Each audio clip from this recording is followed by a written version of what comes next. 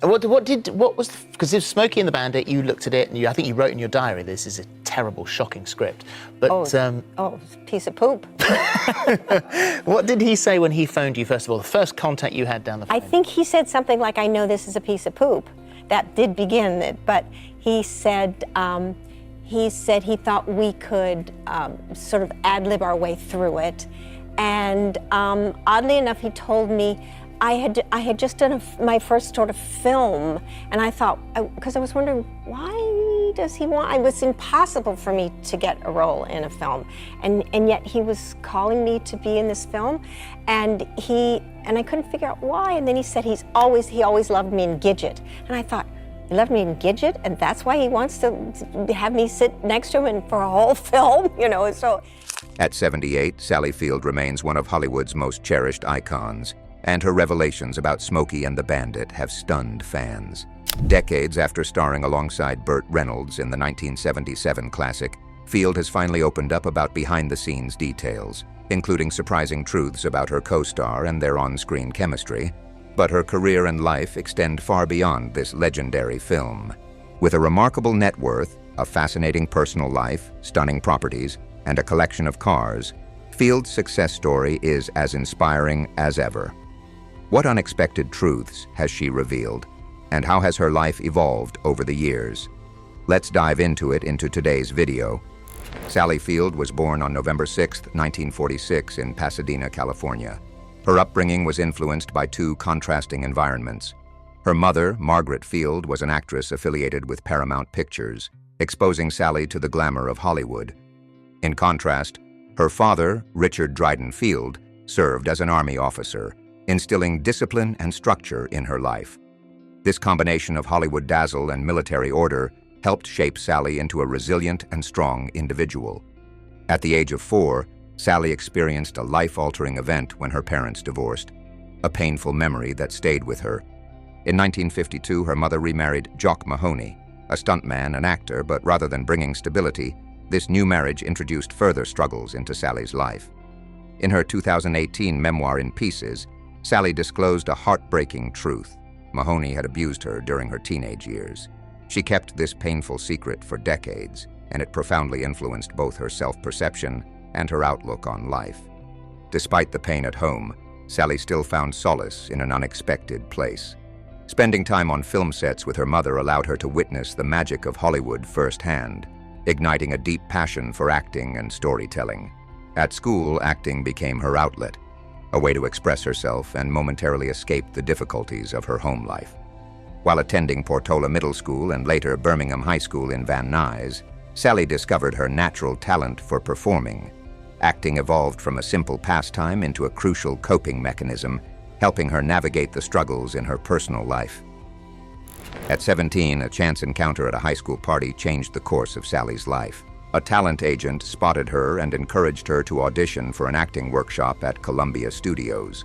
This seemingly small suggestion became the catalyst for her journey into the world of acting.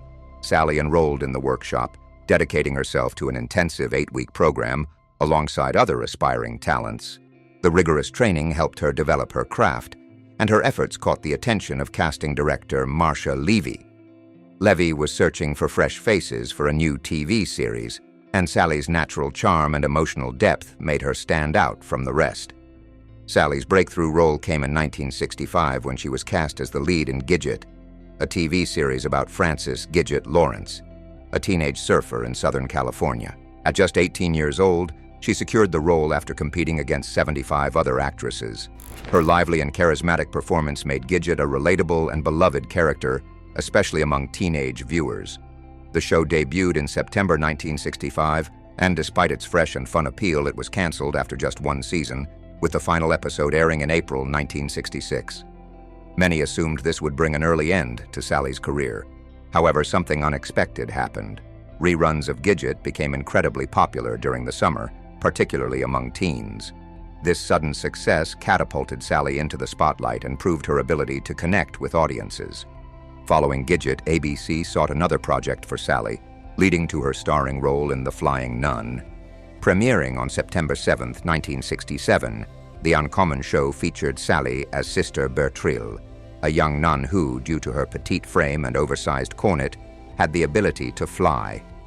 While the concept was unconventional, Sally's warmth and charm made Sister Bertrille a lovable character. The show became a cultural phenomenon, running for 3 seasons and producing a total of 82 episodes. Behind the scenes, Sally was struggling with deep frustration. She later revealed that she didn't enjoy working on The Flying Nun. In fact, she despised it. By the early 1970s, in her mid-20s, she longed for more mature and complex roles. However, Hollywood continued to typecast her in sweet, innocent characters, leaving her feeling trapped and disheartened. In 1972, determined to break free from this image, Sally took a bold step by appearing topless in the film Stay Hungry.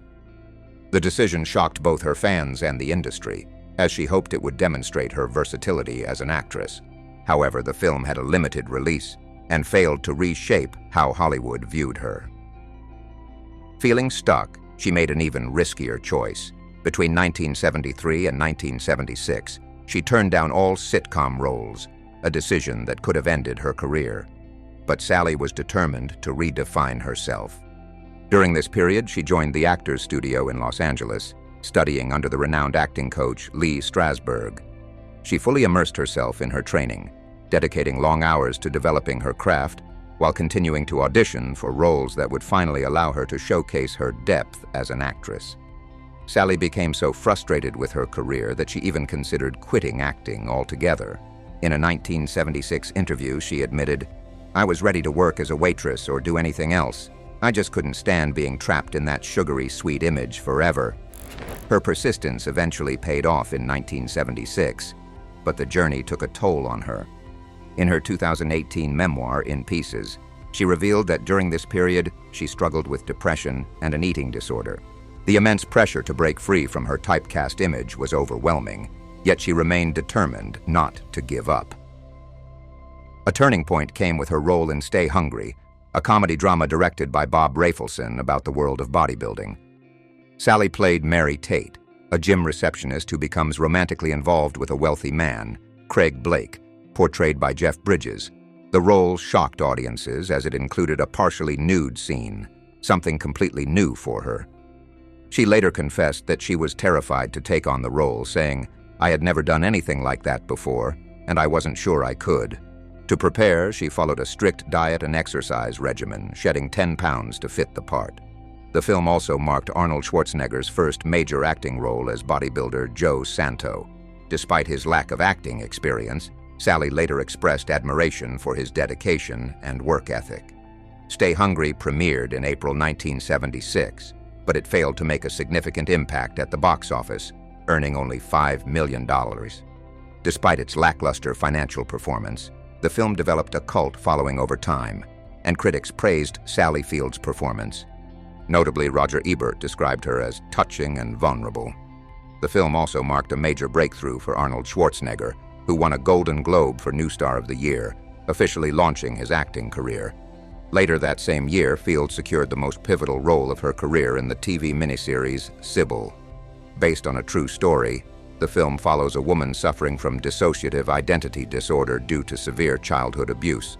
The role was exceptionally challenging, requiring Field to portray not just Sybil, but 13 distinct personalities, each with unique voices, mannerisms, and emotional depth. Determined to deliver an authentic performance, she spent 6 months researching the disorder, working with a dialect coach, and studying patients in psychiatric wards. Field understood this was her opportunity to prove herself as a serious actress. Filming Sybil was an intense experience, lasting 12 weeks with grueling 16-hour workdays. One particularly emotional scene required her to reenact a traumatic memory where Sybil was restrained on a table. The physical demands of the scene were so extreme that Field dislocated her shoulder, yet she insisted on completing the take. She gave everything to the role, determined to showcase the full extent of her talent. When Sybil premiered on NBC in November 1976, it became a massive success, drawing an audience of over 92 million viewers, nearly half of the U.S. population at the time. Critics widely praised Sally Field's performance, calling it groundbreaking. Her portrayal earned her the Emmy Award for Outstanding Lead Actress. During her emotional acceptance speech, She expressed just how much it meant to her, saying, "This means more to me than I can possibly say. It validates everything I've been working towards for the past decade." The success of Sybil completely transformed Field's career. She was no longer seen as just a light-hearted TV actress, but as a serious and highly skilled performer. Looking back on this turning point, she remarked, "It was as if I had been invisible before, and suddenly people could see me." In 1977, Field's career took an unexpected turn when she landed a role in Smokey and the Bandit. Up until then, she was primarily known for her television work in Gidget and the Flying Nun, making her an unlikely choice for an action comedy film.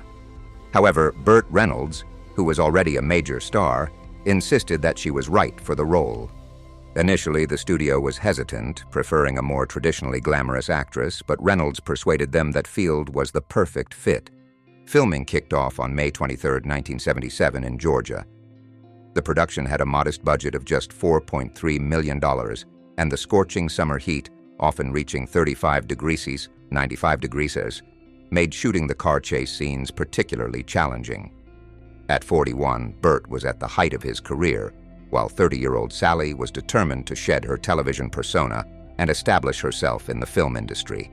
Despite the hurdles, the atmosphere on set remained lively and lighthearted, thanks to Burt's love for playing practical jokes on the cast and crew.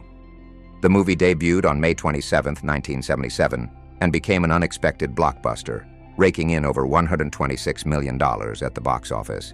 Its success spawned 2 sequels. For Sally, the film marked a significant turning point, enabling her transition from TV to movies. For both Burt and Sally, it also marked the start of a personal relationship that would become a defining chapter in their lives. From the very beginning, Sally Field and Burt Reynolds shared an undeniable chemistry. In her memoir, In Pieces, Sally later reflected on their instant connection, writing, "We had known each other about 3 days, 4 days at that point, but it felt like 4 years. Their natural bond translated effortlessly on screen, making their characters' relationship feel authentic and playing a key role in the film's success. Their attraction quickly developed into a real-life romance. Sally was captivated by Burt's charm and confidence, while Burt, 11 years her senior, was known for his rugged good looks and magnetic personality. Their growing connection was evident to those around them, as they often spent time together between takes. Jerry Reed, Burt's co-star, once remarked, "You could cut the tension with a knife. It was like watching 2 teenagers in love." However, despite the excitement and passion that defined the early days of their relationship, cracks soon began to appear.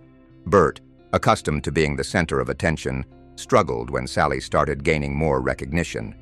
During a promotional event for the movie, fans requested Sally's autograph more than his, and Burt's frustration was noticeable. This moment was just an early sign of the challenges their relationship would face in the years to come. Sally later described her relationship with Burt Reynolds as both passionate and complicated. She acknowledged, "There was love and care, but there were also many problems." One of the biggest challenges was Burt's controlling nature. In her memoir, she revealed, "From the moment I walked through the door, it was a way to control me." He frequently tried to dictate her career choices and personal decisions, creating ongoing tension between them. As she navigated the difficulties in her personal life, Sally's career took a groundbreaking turn in 1979 when she starred in Norma Rae. Initially, the role wasn't intended for her. Hollywood heavyweights like Jane Fonda had been considered. However, when the opportunity came her way, Sally seized it with unwavering dedication. To prepare for the role, she spent weeks working in an actual textile mill in Alabama, immersing herself in the lives of working-class women to better understand their struggles. On set, she displayed incredible determination, even performing her own stunts. One of the film's most iconic moments, where she stands on a table holding a Union sign, was shot in a sweltering, noisy mill. Sally repeated the scene multiple times to ensure it was perfect. The film became a major success, grossing $22 million, a significant sum for that era. Critics praised Sally's performance, noting how she balanced her character's toughness with vulnerability, making her portrayal feel deeply authentic and compelling. Sally received numerous prestigious awards for her performance, and in 1980 she won her first Academy Award for Best Actress. During her acceptance speech, She expressed gratitude to the real-life woman who inspired her character and acknowledged the film's director. This victory cemented her status as more than just a former TV actress. It proved she was capable of delivering powerful, dramatic performances. That same year, Norma Rae was screened at the Cannes Film Festival in France. While excited, Sally also felt nervous about being among Hollywood's biggest names, including Francis Ford Coppola, who was there presenting Apocalypse Now. Unaccustomed to such high-profile events, she made some amusing missteps, like packing the wrong clothes for the chilly weather and resorting to wrapping herself in her hotel's blanket to stay warm. Watching her film play at the festival was nerve-wracking. When it ended, the theater fell silent, and Sally feared the worst, that the audience had disliked it. But moments later, the crowd erupted into applause, giving her a 10-minute standing ovation. Overcome with emotion, she could hardly believe it. A few days later, she was honored with the Best Actress award at Cannes, marking a defining moment in her career and solidifying her reputation as a truly remarkable talent. As Sally's career soared, her relationship with Burt Reynolds began to unravel. They had been together since 1976, but Burt struggled with her growing success. While he initially supported her, his attitude shifted as she started winning awards and gaining more recognition. He became distant and resentful, unable to celebrate her achievements. When Sally told him she was heading to Cannes, he made a dismissive remark, suggesting she wouldn't win anything. As accolades continued to pour in, his behavior worsened. He would sulk, make cutting remarks, and their once strong connection began to fade. The tension between them reached its peak before the 1980 Academy Awards. Sally had been nominated for Best Actress, but Burt refused to accompany her. He even gave an interview where he criticized Hollywood, implying that awards didn't honor true acting, a comment that felt like a direct jab at her success. Despite feeling hurt, Sally refused to let it ruin her moment. Her friends, David and Judy Steinberg, stepped in and made the night special, picking her up in a limo and celebrating with champagne on the red carpet. When asked about Burt's absence, Sally smiled and told reporters he had a prior commitment. That night, she won the Oscar. Beaming on stage, she thanked those who supported her throughout the film, but she made no mention of Burt. His absence spoke volumes about how much their relationship had changed. Although they remained together for a few more years, things were never the same. Sally's achievements had created an unbridgeable distance between them. Around the same time, Sally Field reached a major career milestone by winning her second Oscar in 1984 for Places in the Heart. This triumph came just 5 years after her first Academy Award for Norma Rae in 1979, solidifying her reputation as one of Hollywood's finest actresses. In Places in the Heart, Sally portrayed Edna Spaulding, a widow in 1935 Texas, struggling to save her farm and care for her family during the Great Depression. Initially, Sally was reluctant to take the role, rejecting it 3 times because she felt it too closely resembled her character in Norma Rae. However, director Robert Benton was persistent, even visiting her home and spending hours persuading her. To prepare for the role, Sally immersed herself in the life of a Texas family, learning to pick cotton, milk cows, and even slaughter chickens. Her dedication paid off, earning widespread acclaim for her performance. Her Oscar acceptance speech also became legendary. Sally exclaimed, "I can't deny the fact that you like me. Right now, you like me." Though often misquoted as, "You like me, you really like me," the line was her response to critics who dismissed her first Oscar win as a fluke. The moment remains iconic and continues to be celebrated today. Following her Oscar win, Sally continued to prove her versatility by taking on a wide range of roles. She starred in Steel Magnolias, 1989, and Mrs. Doubtfire, 1993, 2 vastly different films that showcased her depth as an actress.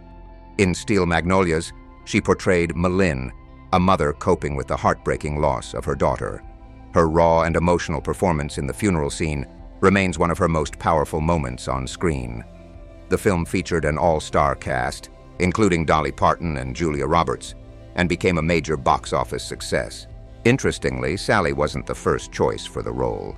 Both Meg Ryan and Deborah Winger were initially offered the part, but turned it down.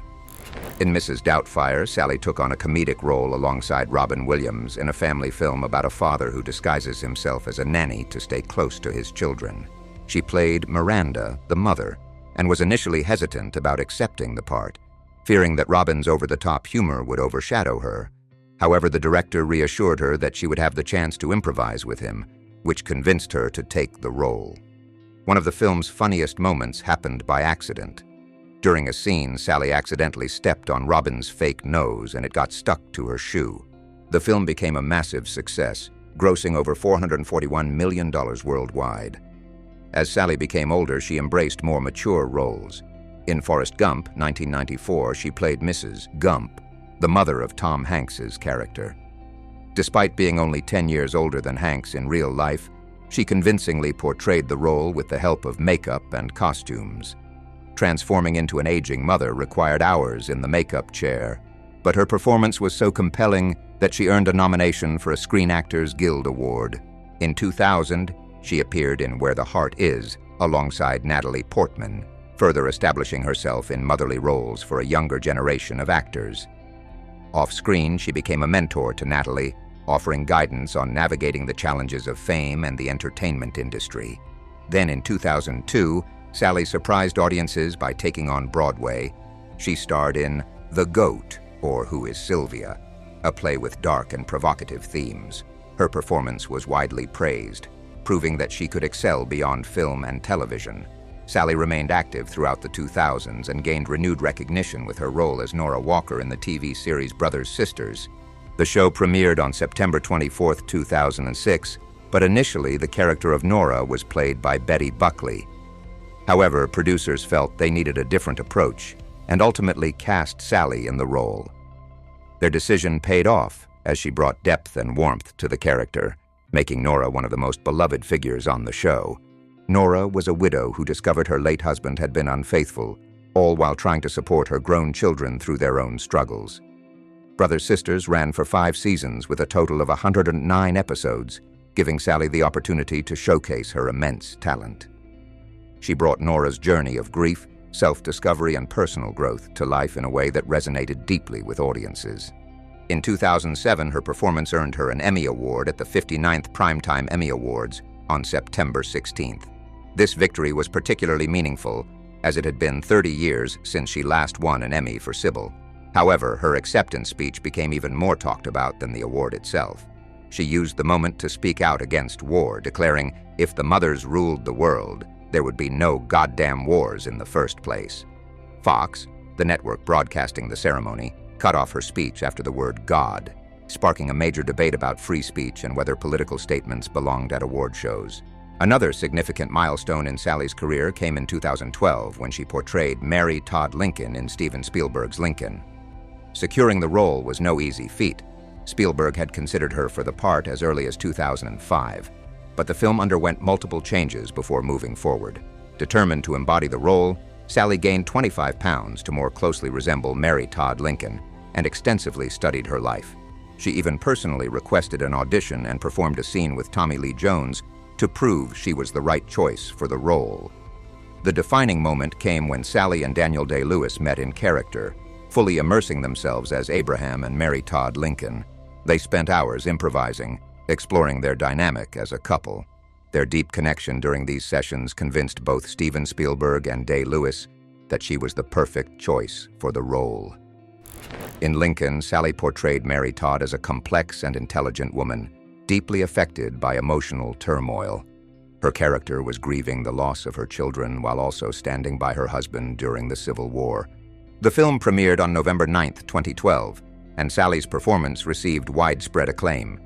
She earned nominations for prestigious awards, including the Academy Award and the Golden Globe. Although she didn't take home the trophies, critics and audiences alike regarded it as one of the strongest performances of her career. In 2023, Sally received a significant honor when she was inducted into the American Academy of Arts and Sciences, one of the most prestigious institutions in the United States.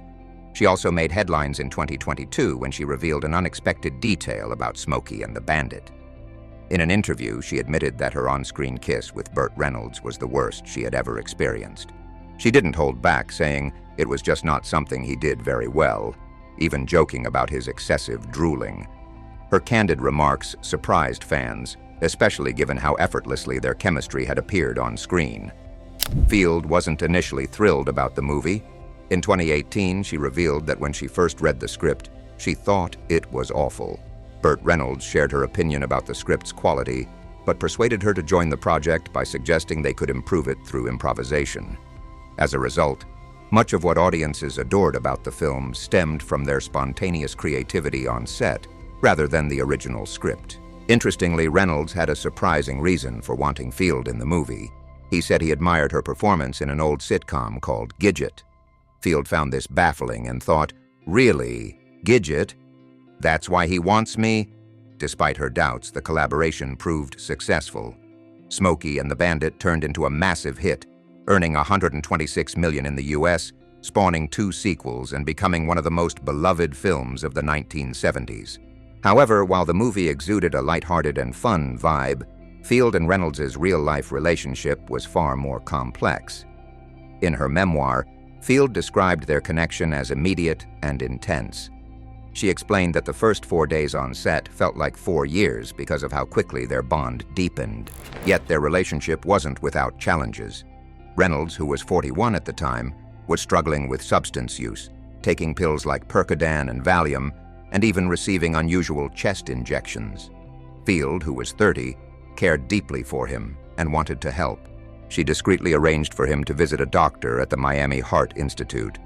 Although his health report came back fine, she urged him to seek help for his stress and anxiety. Reynolds dismissed her attempts, labeling them as self-delusional nonsense. Their relationship was riddled with contradictions, which Field once described as a perfect union of imperfections. Despite the rocky nature of their bond, Reynolds later expressed profound remorse over his treatment of Field. In a 2015 Vanity Fair interview, he referred to her as the love of my life and confessed, "I miss her terribly. I don't know why I acted so foolishly." Sadly, Field disclosed that she and Reynolds had no contact during the final 30 years of his life.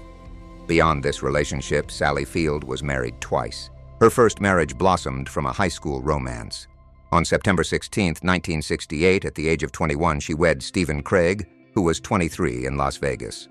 The couple honeymooned in Jamaica, brimming with optimism for their future. However, the marriage proved to be both exhilarating and difficult.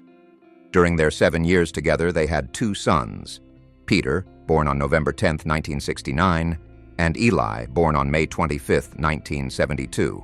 Both sons later pursued careers in the entertainment industry, following in their mother's footsteps. Peter went on to become a well-known screenwriter, working on major films like Top Gun, Maverick, and The Batman. Eli pursued a career in directing and gained recognition for his cult comedy, Tucker and Dale vs. Evil. Despite the joy of raising their children, Sally and Stephen's marriage began to fall apart.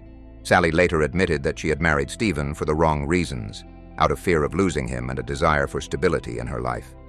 Their relationship became even more strained when Stephen distanced himself from Hollywood and embraced a hippie lifestyle. As a result, their sons grew up experiencing 2 very different worlds, splitting their time between Sally's home in Brentwood and Stephen's commune. The couple separated in 1973, but their divorce wasn't finalized until August 1, 1975. Even after the divorce, Stephen remained an active presence in their sons' lives. When Peter dropped out of high school, Stephen stepped in, assigning him a demanding construction job in Oregon to help him refocus. This moment highlighted the complexities of their family dynamic. Despite their differences, they remained connected and supportive of one another. Sally's second marriage came years later, following her highly publicized relationship with Burt Reynolds. On December 15, 1984, she married film producer Alan Greisman, seeking a fresh start and a sense of stability in her life. Alan was known for producing successful films such as Fletch and The Bucket List. The couple welcomed their son, Samuel, on December 2, 1987.